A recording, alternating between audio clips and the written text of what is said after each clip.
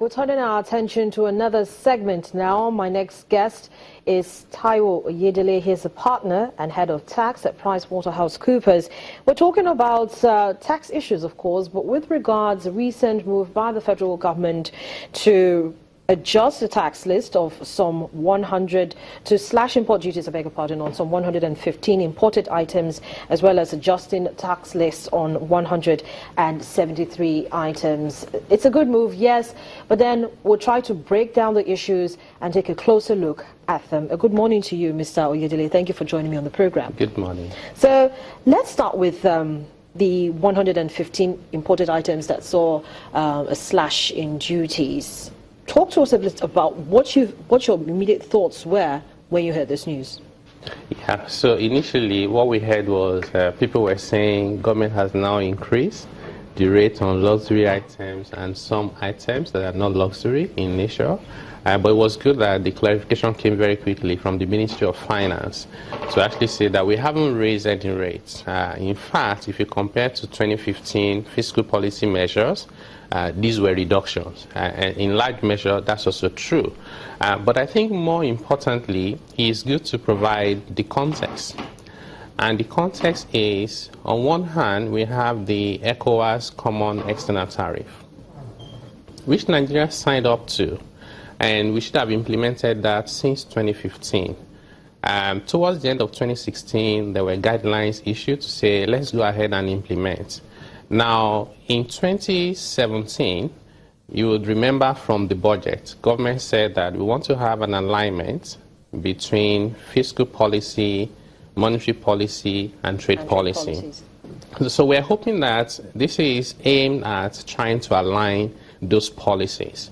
But having said that, I think reducing import duty rates in itself may not have any significant impact if you don't have an integrated solution, and it's not something you've done deliberately because there is a purpose-driven decision you've made. Most times we make decisions in Nigeria and we don't use data to do that. So if you don't use data to make your decisions, you're likely to make the wrong decisions. If you look at the import to GDP ratio for Nigeria, is actually very low. It's around 10%. More often than not, people say the reason why Nigeria is in trouble today is because we import too much. That's not what the data is saying. In fact, America imports about 16% of their GDP. China, that produces for the rest of the world, imports about 19%. South Africa, about 30%. Now, if you only import about 10%, your problem is not importation. Your problem is what you are importing and how you are importing them. Are you importing raw materials or you are importing finished goods that you can as well produce? When you import those items, are you taking them through legal means and legitimate processes? It's possible that our importation is far more than 10%, but the records say 10%. You then lose import duty revenue, you lose VAT on those products, you cannot control the quality of what is imported, and of course, the danger is that at the end of the day, anything goes. And then you lose a lot of money too. Absolutely. And then you also promote corruption. So a lot of issues are interconnected. So talk to us a little bit more about aligning policies for generating revenue, generating tax, which is where you come in. Now, most of these items are taxable anyways, and like you just pointed out, you're losing VAT.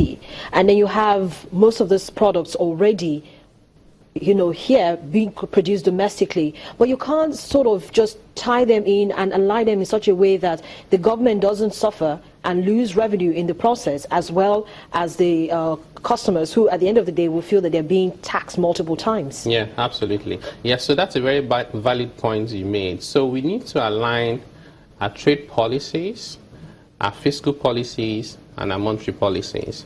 We still have these 41 items that are prohibited by the CBN for foreign exchange purposes. And I think that's trying to use monetary policy instruments to solve a fiscal policy problem. Round peg in a square hole. It's not going to fit. What you can do is allow anybody and everybody to go to the foreign exchange market. And you can then impose import duties to control the ones you do not want to encourage. But before that can work, it has to be that you can vouch for the integrity of the borders. You have to be able to control corruption and leakages. Having said that, if you say you want to reduce import duties, it has to be purpose-driven. There has to be an objective. Is it because you want us to produce locally? Is it, in which case, I'm going to question why you're reducing the import duties. It could be because you want to make the goods more affordable for the people. Say maybe, maybe not. Would they pass on the benefit to the people?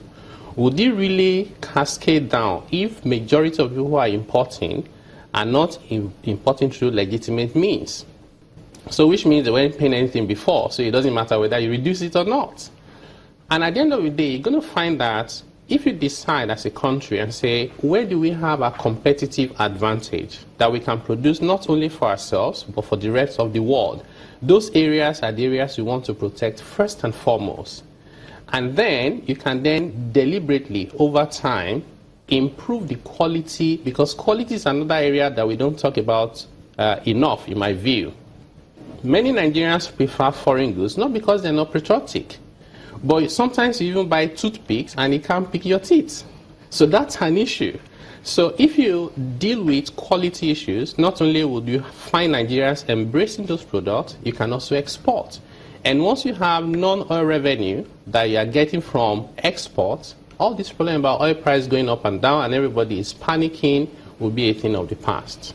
Taking a look at the projected revenue that's expected to come in for 2017, as during the budget breakdown now, and in light of the developments now with regards to this import-export policies, do you think that the Nigeria will be able to achieve it? I think so. By the way, the projected revenue, if you look at our history and the recent past, you say, well, maybe it's ambitious. But if you actually look at Nigeria and say where we are today, where are we supposed to be? That's a drop in the ocean. It's tiny. It's not enough to solve our problems. South African Revenue Authority, and by the way, it's a smaller economy than Nigeria. In 2015-2016 fiscal year, they made more money from import duties and VAT on import than Nigeria federal government has budgeted this year for oil revenue, non-oil revenue and other revenue combined. That's only import duties, and that's a smaller economy. So what you really need to do, even though you reduce import duties on some items, if you tighten the borders and you streamline their processes, I should not have to sign over 100 different signatures to get things out of the port. It shouldn't have to take me months to clear my goods. Government should not be getting 1/10 of the revenue that individuals are putting in their pockets through corruption. If you deal with all of that, customs, import duty, and VAT alone is enough to fund our budget of 2017. Now, some of the things you also need to do is you need to make very tough decisions and take drastic measures. I do not understand why we still have the Federal Revenue Service and the Nigerian Customs Service operating in silos. Why don't you just merge them together? In South Africa, they operate together. In Ghana, they operate together. In the UK, they operate together. That way, not only are you able to deal with issues around not connecting the dots, you're also able to address inefficiencies. Today, the cost of tax collection in Nigeria by the FRS is somewhere around 4 to 5%. South African Revenue Authority just announced their latest report. They are under 1% cost of collection. We don't even know the cost of collection for Nigerian custom. It's probably even more than that. So while we are tackling revenue generation, we should also deal with inefficiency, because if whatever you are earning that is small, if you are wasting it, there will be little or nothing left for development.